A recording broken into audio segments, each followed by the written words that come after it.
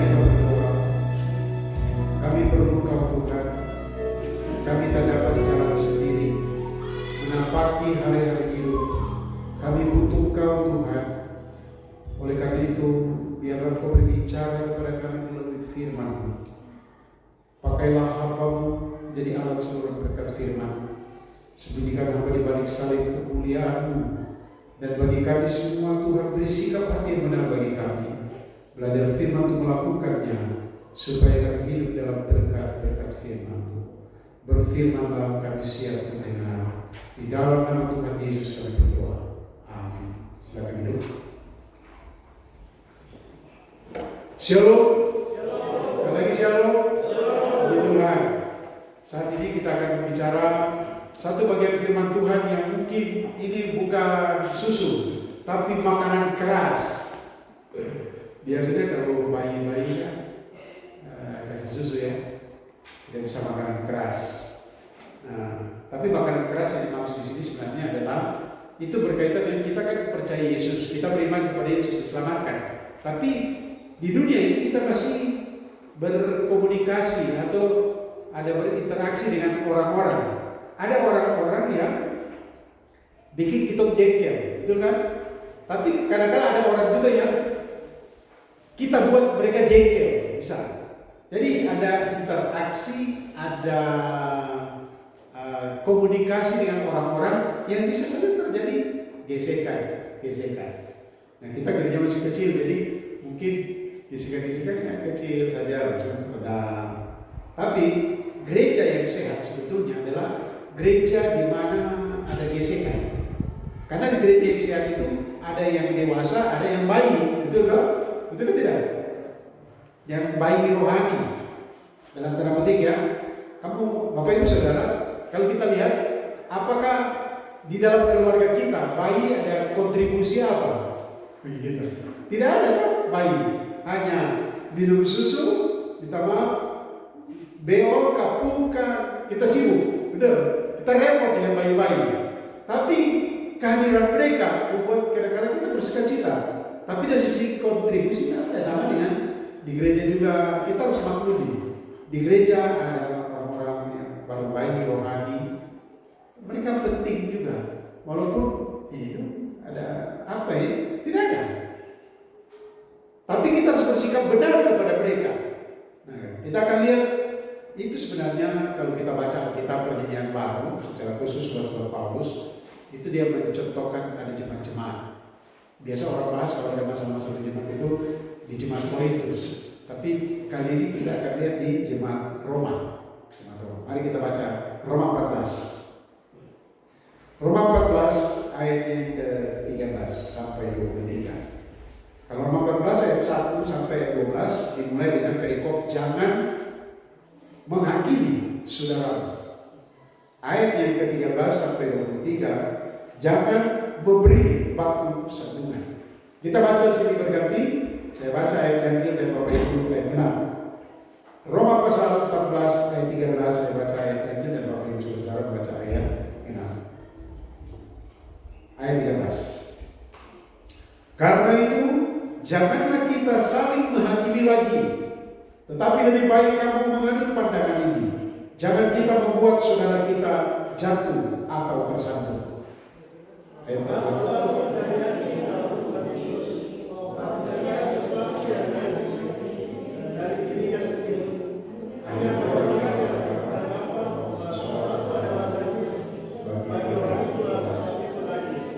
Sebab jika engkau menyakiti hati saudaramu oleh karena sesuatu yang engkau makan, maka engkau tidak hidup lagi menurut tuntutan kasih. Janganlah engkau membinasakan saudaramu oleh karena makananmu, karena Kristus telah mati untuk dia. Apa yang baik yang kamu miliki, janganlah kamu biarkan. Sebab kerajaan Allah bukanlah soal makan dan minum, tetapi soal kebenaran, damai sejahtera dan sukacita oleh Roh Kudus.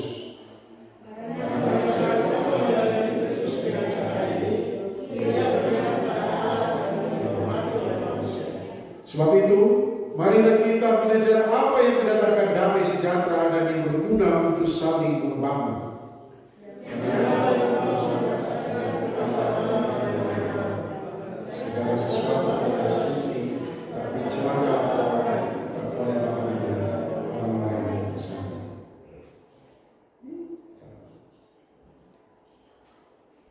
Baiklah engkau jangan makan daging atau minum anggur atau sesuatu yang menjadi batu sandungan untuk saudaramu.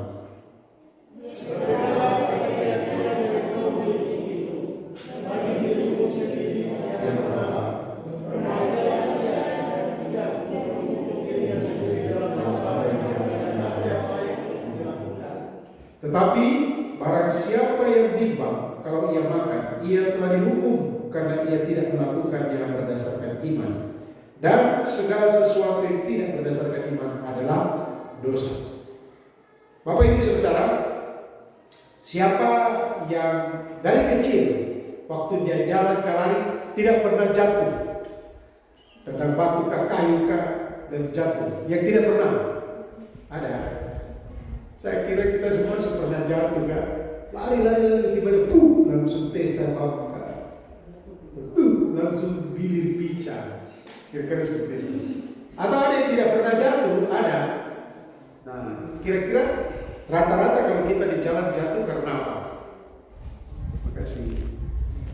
Karena ada batu kah, kayu kah, tali kah, dan tiba-tiba Kalau saya bukan hanya satu kali. Karena saya ini biasa pergi ke kebun juga, di hutan lari, naik lagi. Setelah pulang bawa kayu bakar juga, kayu bakar karena turun, dilempar saya tutup, dia terbunyi, dan saya lari. Apakah saya pernah jatuh? Iya, benjol langsung, bulan. Saudara, yang membuat jatuh itu adalah batu atau kayu atau apapun, tetapi sebenarnya dalam istilah bahasa Indonesia disebut sandungan, makanya disebut batu sandungan. Nah, tema saya pada saat ini adalah tidak menjadi batu sandungan atau jangan menjadi batu sandungan seperti yang di perikop kita. Saudara, sebagai orang-orang percaya, kita tidak boleh membuat orang lain tersandung atau jatuh tersandung. Kita tidak boleh bikin orang lain jatuh tersandung. Pertanyaannya, bagaimana caranya untuk tidak menjadi batu sandungan? Apa yang harus kita lakukan agar kita tidak menjadi batu sandungan? Nah, dalam pembacaan saya di sini, atau kita semua baca tadi, dalam Roma 14 ayat 13 sampai 23, ada 3 hal penting yang harus kita perhatikan supaya tidak menjadi batu sandungan. Mari kita lihat satu persatu. Yang pertama, lihat ayat yang ke-13 dan 14. Saya baca supaya jelas. Ayat 13. Karena itu, janganlah kita saling menghakimi, tetapi lebih baik kamu menganut pandangan ini. Jangan kita membuat saudara kita jatuh tersandung. Aku tahu dan yakin dalam Tuhan Yesus bahwa tidak ada sesuatu yang najis dari dirinya sendiri. Hanya bagi orang yang beranggapan bahwa sesuatu adalah najis, bagi orang itu sesuatu itu najis. Saudara, hal yang sangat penting yang harus kita sadari dan kita lakukan untuk tidak menjadi batu sandungan, yang pertama, kita harus belajar menghakimi diri sendiri. Oke? Kita harus belajar menghakimi diri sendiri. Sekarang masing-masing praktik tunjuk seseorang.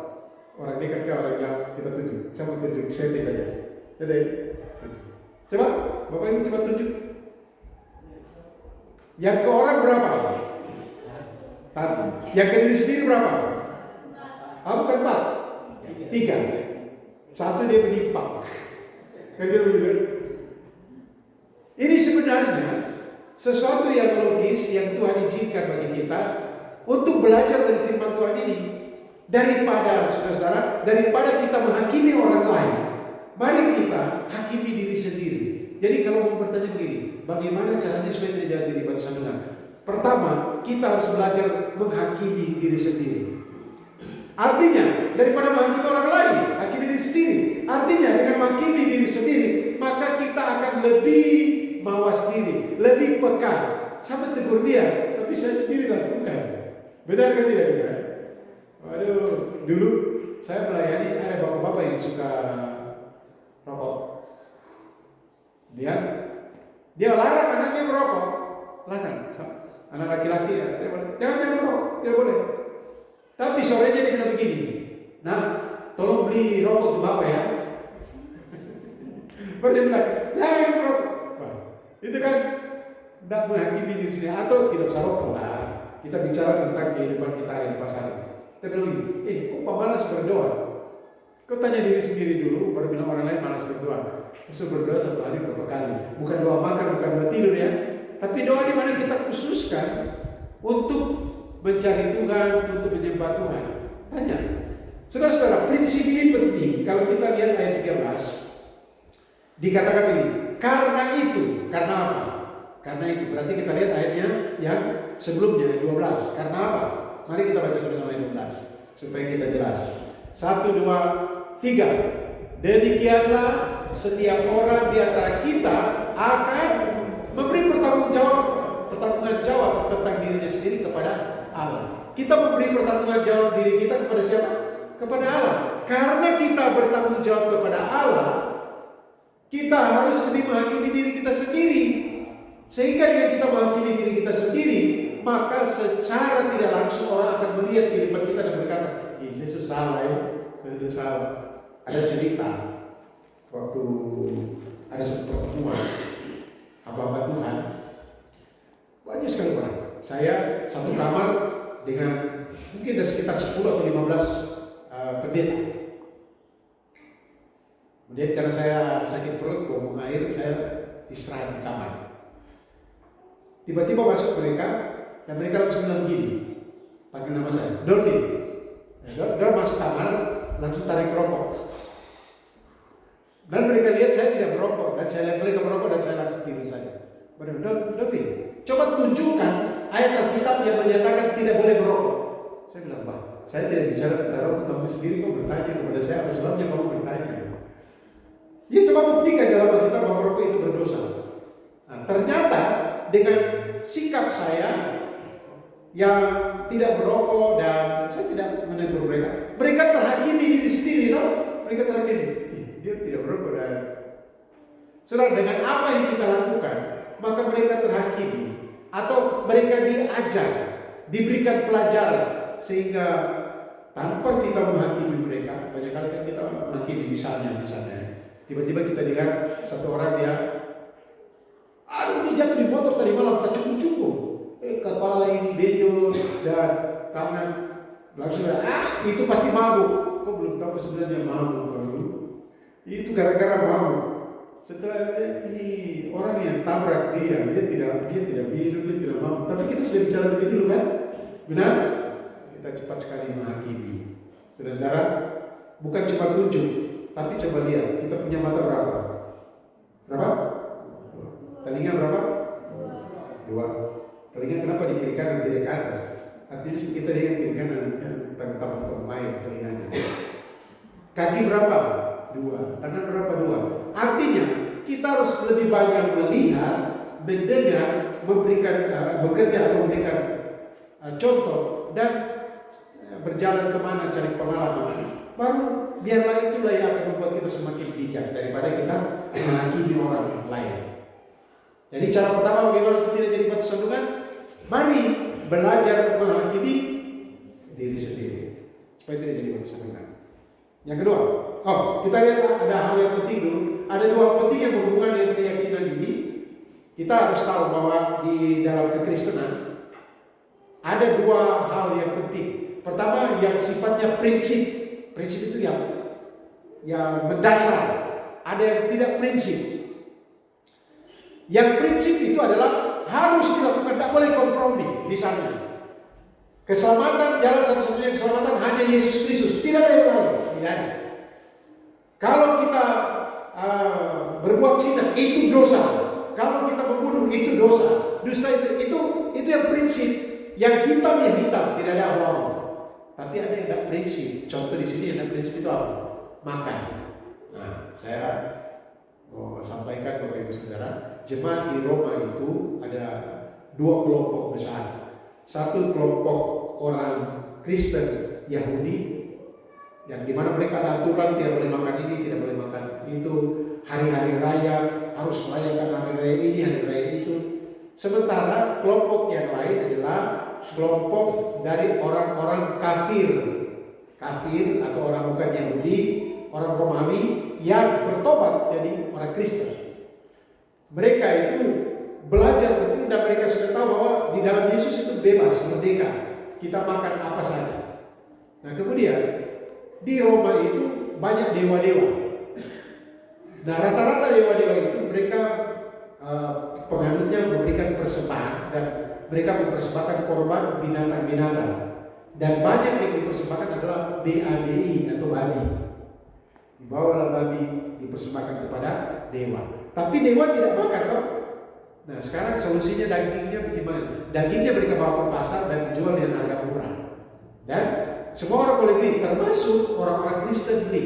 Nah, saudara, orang Yahudi tidak makan babi, apalagi babi yang bila sudah dipersembahkan kepada dewa-dewa, tidak boleh. Sementara golongan Kristen lain bilang itu semua makanan ini dikuduskan oleh Tuhan, bebas kita makan. Tetapi saudara, di sini Paulus sedang mengajarkan soal makanan itu tidak prinsip, tidak membawa kita ke surga, karena ini bukan masalah kerajaan Allah. Nah, kalau kita paksa tentang itu, maka kita akan lihat dalam konteks ini, saudara, kita akan lihat ada beberapa hal yang dicatat dalam pasal ayat 14. Dia katakan begini: Aku tahu dan yakin dalam Tuhan Yesus bahwa tidak ada sesuatu yang najis. Kebenarannya memang tidak ada sesuatu yang najis. Setelah dikuduskan, kita berdoa, bersyukur, kita makan. Tetapi yang menjadi persoalan adalah ketika kita menghakimi orang yang tidak makan dan mulai bilang dosa atau apa dan seterusnya. Soal makanannya prinsip, saudara. Mari kita biasa saja. Misalnya sekarang saya sudah RW makan daging RW. Saya tidak bisa bilang kau apalagi bilang dosa dan sebagainya. Itu soal makanan. Makanan itu kan kita rata-rata kita mempermasalahkan ya. Tapi kayaknya di Alfat masih ada yang tahu makan anjing ke RW kan, karena ada sesuatu. Atau ada kelompok lain jangan makan lambu, jangan makan babi dan seterusnya. Nah, ini tidak prinsip. Seandainya seperti itu, tidak prinsip itu tidak prinsip. Yang prinsip adalah kerajaan Allah. Itu yang prinsip. Ada dua ya. Ada yang prinsipil, ada yang tidak prinsip, tidak berdasar. Dan kalau kita yakin bahwa kita bebas, silakan. Tapi jangan kita paksakan itu untuk menghakimi orang lain. Itu yang pertama. Hakimilah diri sendiri. Kalau kau makan, apa kau sejahtera makan di orang yang tidak makan? Apalagi pas kau boleh tidak makan, kau bodoh. Kau bilang bodoh lagi. Kau tidak makan, kau bodoh. Enak sekali. Apalagi kau bilang kau itu tidak percaya sungguh-sungguh kalau kau tidak makan. Apakah kita percaya dan makan? Dulu ada orang-orang yang di rumah kami, tapi kan ada babi kan. Kemudian ada yang biasa bantu kami di rumah, tidak makan babi. Saya tidak paksa mereka makan, tidak sama sekali. Makan, tidak masalah, saya tidak paksa. Saya sudah belajar ini lama. Tapi satu kali saudara ada pembubaran panitia, teken. Saya masak daging babi rica-rica. Enak kan tidak rica-rica? Kasih rica-rica. Bumbunya banyak. Setelah itu saya saring minyaknya. Minyaknya aduh enak. Saya masak kangkung di minyak. Wah, kok pakai minyak babi? Enak kan tidak itu? Langsung lapar. Saya masak kangkung ke garnisun, saya lupa juga. Masak. Kemudian kita pergi. Setelah mandi pati semua, mulai makan. Kemudian ini saya bilang makan. Ada ikan di situ. Saya tidak bilang harus makan babi kan, ada ikan. Dia bilang, oh enak, kangkungnya juga enak Pak.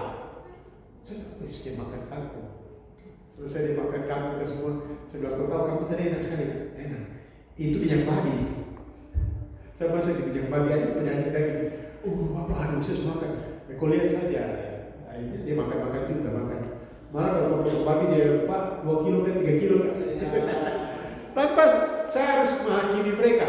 Bukan berarti kalau mereka tidak makan mereka berdosa dan kita yang dewasa itu tidak prinsip soal makan atau tidak makan. Malah sekarang saya mulai batasi makan barang itu.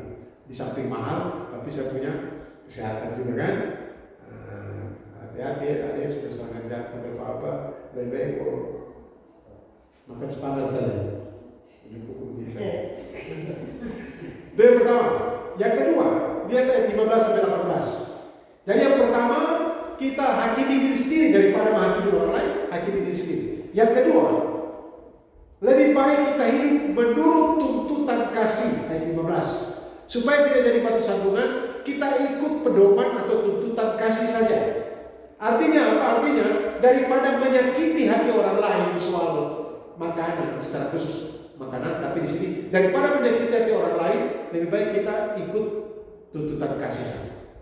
Nah, artinya lagi karena mempertahankan keyakinan yang bukan prinsip bisa membuat teman kita sakit hati, betul kan?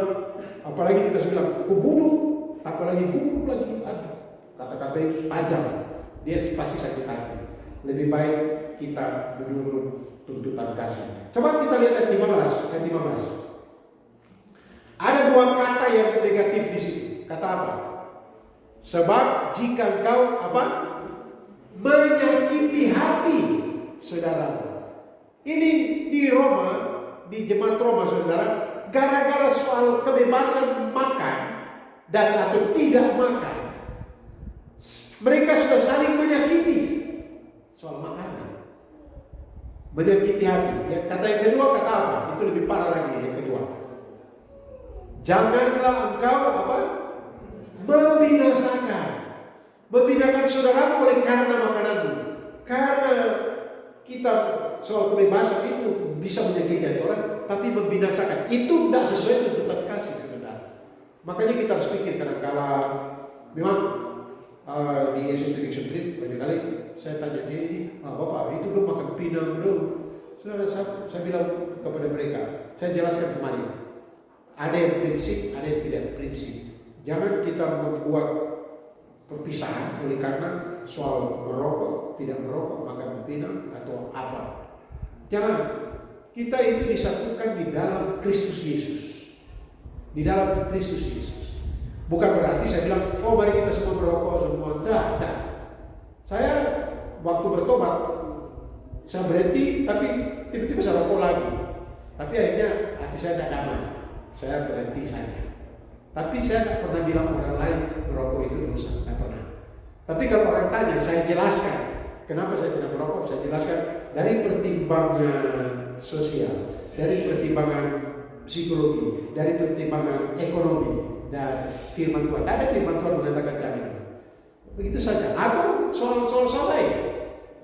Soal makan pinang atau apa. Saya tanya, orang yang sakit mah tetap ajar makan rica. Makan rica. Atau makan, sakit perut. Saya tidak makan rica lagi. Ya, dia tidak makan rica hari ini, besok lusa dia makan rica lagi. Sakit perut lagi. Dosa kan? Itu kadang-kadang tidak prinsip orang bawah itu. Ya. Jadi lebih baik kita ikut tuntutan kasih. Apa itu tuntutan kasih saudara?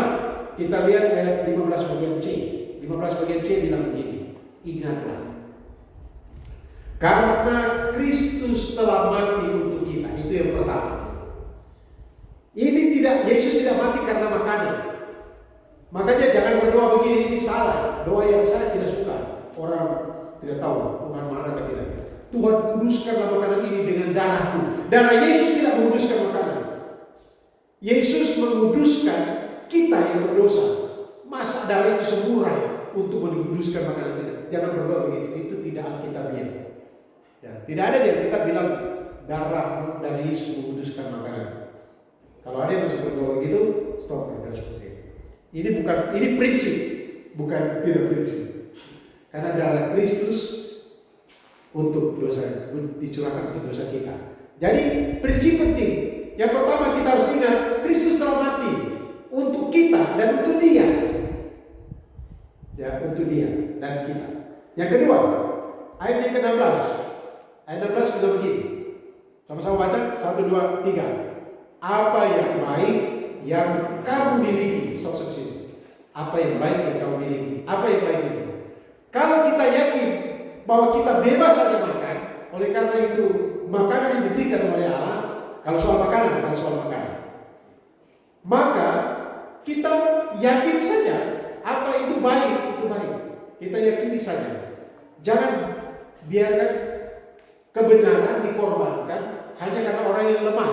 Kita tetap bilang yang benar ini. Saya tetap melakukan prinsip saya yang benar adalah ini. Tapi bagaimana saya tidak menghakimi orang lain. Bukan soal makanan saja yang mereka Bapak Saudara. Misalnya soal saya contohkan tadi rokok atau apa gitu.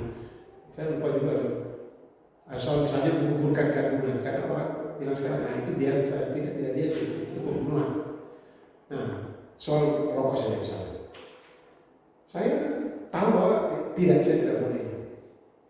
Dan saya tidak bisa menghakimi orang lain, tapi saya tidak mengatakan, silakan kalau tidak apa-apa. Tidak. Janganlah kamu biarkan difitnah, itu yang pertama. Yang kedua, kita lihat ayat 17. Ayat 17, ini prinsip. Kita baca sama-sama. 1, 2, 3. Sebab kerajaan Allah bukanlah soal makanan dan minuman, tetapi soal kebenaran, damai sejahtera, dan sukacita oleh Roh Kudus. Saudara, kalau dalam ayat 16 dikatakan apa yang baik, iman kita jangan difitnah karena bersikap yang menyakiti dan membinasakan. Tetapi ini prinsip yang menjadi prioritas. Kita memperjuangkan kebenaran, kita memperjuangkan damai sejahtera dan sukacita oleh Roh Kudus. Nah, kalau kita menyakiti hati orang, apakah kita memperjuangkan damai sejahtera? Tidak. Tapi ada orang yang sok suci, kasih tinggal dia. Memang harus menyikat dia begitu. Wah, saudara, ya saya kasih Tuhan. Ini tidak bicara soal kompromi, tapi di sini bicara soal bagaimana dia salah. Tapi kita rubah sikap kita kepada dia, tetap pada kebenaran kita. Saya yakin ini, dan saya menjaga sikap saya supaya satu kali mungkin dia tanya, kenapa kok tidak seperti itu? Baru saya jelaskan. Kok mendengar? Sama di satu tadi tuh, tiba-tiba berapa orang tadi, kau buktikan di Alkitab bahwa merokok itu berdosa. Nah, mereka memulai percakapan dan saya bilang, saya tidak membuka diskusi, tapi saya mau menjelaskan karena kamu tanya. Gitu. Sudah saya katakan Tuhan Yesus. Yang terutama adalah yang menjadi prioritas kebenaran, damai sejahtera, sukacita. Banyak orang Kristen kehilangan sukacita, tak? Wah, sukacitanya hilang. Apalagi waktu kita soal makanan misalnya, kita duduk baru dekat dengan orang yang tidak makan. Pas makanan babi dan sini. Wah, itu pasti dia lihat begitu dia langsung sakit hati. Damai sejahtera hilang, sukacita hilang. Sukacita, benar betul dan benar. Saudara, yang kita utamakan adalah kebenaran, damai sejahtera, sukacita. Jangan jadi orang Kristen yang kehilangan sukacita. Banyak kali orang, saya waktu saya Yesus tapi saya lihat itu macam semua buka pesimis kan, seperti orang tidak ada sukacita. Dan keluarga itu pulang gereja, di gereja ada dua puji Tuhan, di rumah itu sepi sunyi. Kalau bicara, mau tegang semua. Sukacita ada atau tidak gitu? Tidak ada. Itu. Terus kita lihat ilustrasi yang diberikan di dalam ayat yang ketiga, ayat 18-19 itu alasannya. Karena barang siapa melayani Kristus dengan cara ini, cara yang tadi, memperjuangkan kebenaran dan sejahtera, ia berkenan kepada Allah dan dihormati oleh manusia. Jadi kita intinya, saya menyampaikan kebenaran, saya hidupkan kebenaran, saya mengupayakan damai sejahtera dan sukacita, dan pekerjaan ini akan berkenan kepada Allah dan dihormati oleh manusia. Mungkin orang akan bilang begini, Bapak itu dia penentuan, dia prinsip sekali, tidak boleh seperti ini, tapi dia tidak pernah menghakimi kami. Jadi kita membuat teman,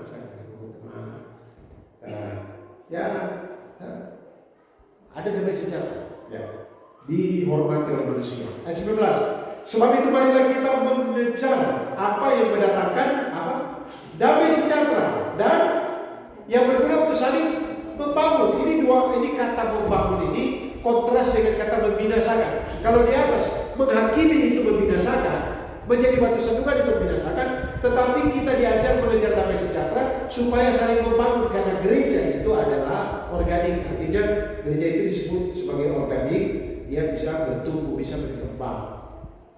Dan gereja berkembang itu ada yang lemah iman, ada yang kuat iman. Jadi saudara, yang lemah iman itu penting untuk supaya kita tumbuh nanti jadi kuat imannya. Kemudian saudara, kita lihat ayat 20 pasal 15 ketiga ilustrasinya. 15 ayat 3. Karena Kristus juga tidak mencari kesenangannya sendiri, tetapi seperti yang tertulis, kata-kata cercah mereka yang mencercah engkau telah mengenai aku. Saudara-saudara saya kasih dalam Tuhan Yesus Kristus, contoh yang sangat nyata adalah Tuhan Yesus. Tuhan Yesus dia mati di kayu salib, dia dicela, dicercah. Tetapi apa yang dilakukan oleh Yesus mendatangkan keselamatan bagi orang yang percaya. Kalau kita percaya kepada Yesus Kristus dan diselamatkan, dan orang yang kita hakimi itu dalam hati atau yang kita anggap lemah, mereka juga percaya kepada Yesus dan diselamatkan, maka saudara, ini yang terpenting kita lakukan tuntutan kasih saja. Nanti di suatu saat mungkin dia akan minta penjelasan kita. Dan yang terakhir, yang ketiga, bagaimana supaya tidak menjadi bangsa Tuhan? Yang pertama, hakimilah diri sendiri. Daripada menghakimi orang lain, hakimi diri sendiri. Yang kedua, hiduplah menurut tuntutan kasih. Daripada menyakiti orang lain, lebih baik menuruti tuntutan kasih. Yang ketiga, membatasi kebebasan, membatasi kesenangan demi orang lain. Aduh, susah. Ini susah.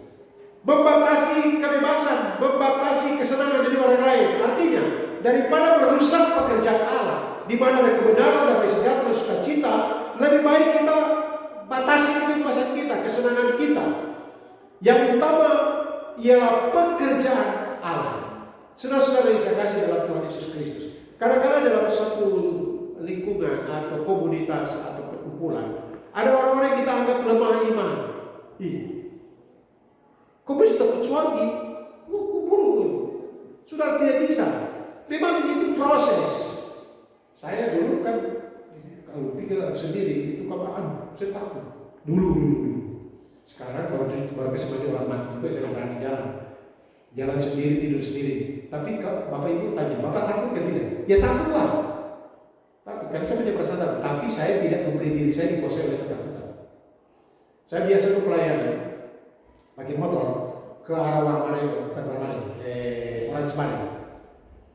Itu kan dulu saya tidak tahu sekarang. Itu daerah merah ya, orang minum, cegat-cegat di jalan. Dan Bapak tidak takut kan?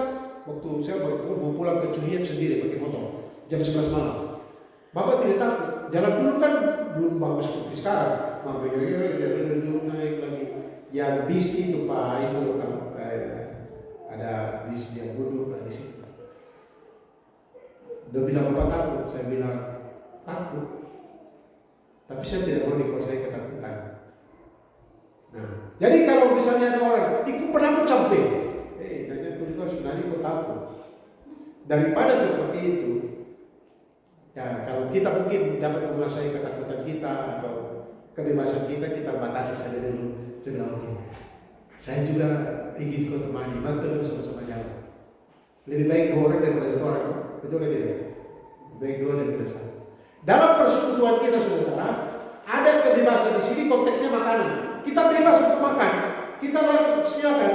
Tapi karena ada teman yang tidak, mari kita batasi dia. Jangan kau undang dia ke rumah, kawan. Kita di rumah ada pesta, datang dia, jangan saran kau datang. Baru kau masak sesuatu itu yang dia tidak makan semua. Baru sampai rumah, makan saja macam tidak beriman, ajar saja. Tidak, lebih baik kita batasi. Kalau dia makan sayur, kita ikut dia makan sayur. Oh, makan sayur. Saya pergi ke rumahnya dia pergi, dia undang mari makan di rumah saya semua. Atau telur juga, telur rebus lagi. Saya kolesterol dia telur. Dia bilang semua itu kau undang saya, baru kau bisa makan saya. Kangkung rebus, sayur rebus, telur rebus, semua rebus. Kita batasi kesenangan, kita makan saja. Kalau tidak setelah ambil air dan telan nasi masuk. Itu contoh-contoh praktis saja. Yang saya ingin katakan adalah kita punya kebebasan ini, merdeka di dalam Yesus, merdeka. Kita bisa melakukan hal-hal yang memuliakan Tuhan. Bahkan saudara, soal minuman alkohol, anggur. Siapa tidak pernah minum anggur sih? Minum anggur berdosa kan tidak? Pak Pendeta minum anggur, kita perjalanan kan minum anggur kan? Anggur. Tapi sepagal saja bila minum. Yang kau bilang, itu Tuhan Yesus saja minum. Yesus saja menjadikan air menjadi anggur, masa kita akan bersyukur, sudah, saudara. Kita batasi kebebasan kita. Sudah tahu, saya di Manado, orang di Manado kami, apalagi di kampung, dingin mencuci piring, itu minum cap tikus sedikit. Tapi karena saya bawa jemaat yang lalu sama dari Kamomi, saya juga memang tidak minum, bir juga tidak minum. Tapi minum saguer, tahu saguer? Manis tuh itu toh. Manis. Kalau saudara pergi ke Bukit Kasih di Manado, pas naik gunung, turun kita rendam-rendam kaki di air panas, kita minum saguer manis. Tapi gara-gara mereka ada, saya batasi, saya tidak mau minum. Padahal barang itu saya suka sekali. Apalagi ibu-ibu menyusui, minum itu air susu jadi banyak. Saya tidak minum. Baru ibu tanya, Papa tadi, ini orang itu ikut baru. Saya tahan, saya punya kesenangan. Itu cuma contoh praktis. Kadang-kadang tahan saja dulu, biar dia tidak tahu. Jadi nanti kita kasih contoh saja. Banyak kali orang dimenangkan oleh karena contoh. Saya pernah dengar cerita, saudara. Ada satu orang, dia ada sebenarnya dua cerita sama cerita. Pertama orang yang menghakimi. Satu kali ada orang mancanegara itu artinya dari luar negeri. Dia diundang datang ke satu kampung. Nah di kampung itu makan itu biasa alas daun, terus makanan baru, enak itu kan tidak kotor. Baru makan dengan asik kan tidak, angkat kaki, makan. Ini pace ini pada waktu dia lihat daun begitu dan dia orang makan dengan tangan, baru dia bilang begini. Apakah di sini tidak ada sendok dan garpu sehingga orang makan tidak higienis, tidak bersih? Saudara-saudara yang saya kasih dalam Tuhan Yesus Kristus, dia tanya dengan sungguh-sungguh, kenapa orang-orang di sini tidak makan dengan sendok dan garpu? Dia kasih komentar. Kemudian tuan rumah bisa bilang begini, dan tuan rumah bilang begini. Pertama, tuan rumah bilang begini. Tapi kan sendok dan garpu itu masih bicara seperti itu dan dia langsung selah. Kan kalau orang lain pakai kita cuci dan pakai lagi sendok dan garpu. Tuan rumah langsung bilang begini. Tangan itu dalam cuci dulu sebelum makan. Dan cuma dia sendiri yang pakai yang tangan. Tidak ada orang lain. Kalau sendok dan garpu orang lain banyak pakai. Satu sendok garpu itu mungkin sudah 100 orang pakai.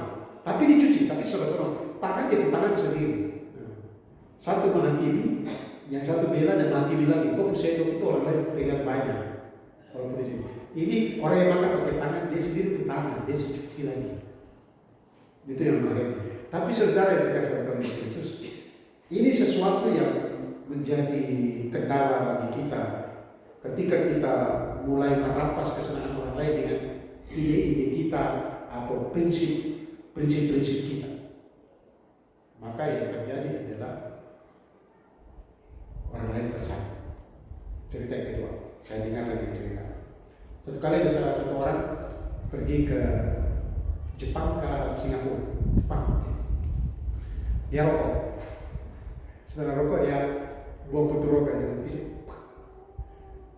Nah, ada satu orang Jepang datang ambil putunya, dia kasih mati di aspal, dia ambil tisu, dia lap-lap bekas itu dan putu rokok itu dia buang di tempat sampah. Nah, orang Indonesia dia terpukul sekali, bersih banget. Sejak saat itu dia mulai buang sampah tidak di sembarang tempat. Itu di Jepang, tidak tahu di sini.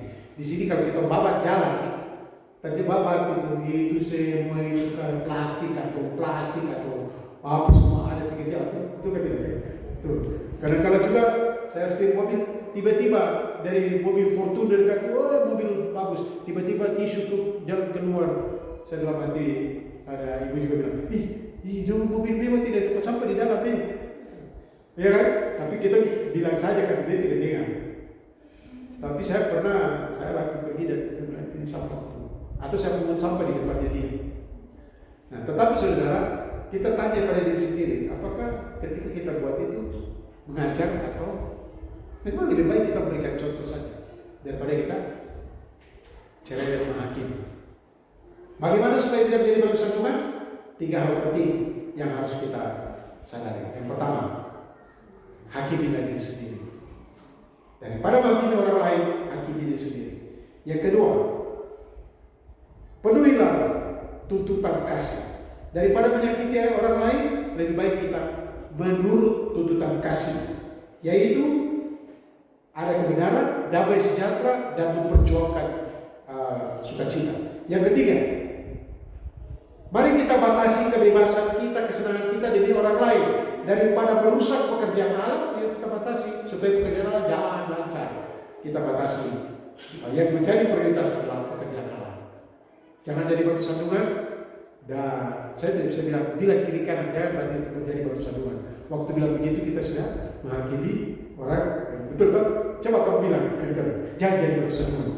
Emang dia saya batu sandungan kan? Janganlah jadi batu sandungan. Tuhan memberkati kita sekalian. Mari kita berdoa. Bapa, terima kasih. Kami mengucap syukur untuk kesempatan yang Kau beri bagi kami untuk belajar dari firman. Tolonglah kami sekalian secara khusus bagi hamba-Mu untuk memperlakukan firman dalam kehidupan harian. Kadang-kala kami lalai, kami lupa. Roh Kudus tolonglah kami sehingga kami menjadi berkat bagi orang di sekitar kami, secara khusus bagi mereka yang masih lemah iman atau yang belum percaya, sehingga ketika kami menjadi teladan tidak menjadi batu sandungan, nama Tuhan, pekerjaan Allah menjadi leluasa dan berkembang. Terima kasih, kami mengucap syukur